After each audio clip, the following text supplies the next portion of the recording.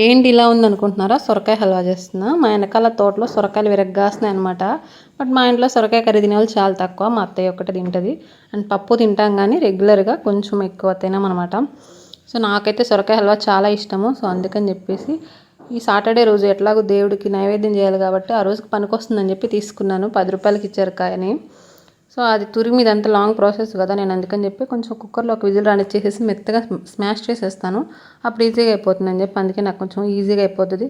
అందులోనూ పూజకి లేట్ అవ్వకుండా ఉంటుంది కదా అని చెప్పి చేస్తాను ఇక్కడ దేవుడికి నైవేద్యం కింద. ఫస్ట్ దేవుడికి పెట్టేసేసి అండ్ తర్వాత మేము తినొచ్చు అని చెప్పి దేవుడికి నైవేద్యం పెట్టినాక ఇక్కడైతే ఇది కూడా వెనక తోటలోనే తీసుకొచ్చాము. తోటకూర అనమాట. సో తోటలో తీసుకొచ్చాము. ఇది కూడా చాలా ఫ్రెష్గా బాగుంది. బట్ నాకు తెలియదు అబ్బా సాటర్డే రోజు తోటకూర ఉండకూడదంటే కదా. తర్వాత మా మమ్మీ చెప్తుంది. ఎవరికన్నా తెలిస్తే కామెంట్ చేయండి ఎందుకు ఉండకూడదు. అండ్ వీడియో నచ్చితే కనుక లైక్ చేయండి, షేర్ చేయండి, సబ్స్క్రైబ్ చేసుకోండి. Do follow for more videos. Bye bye.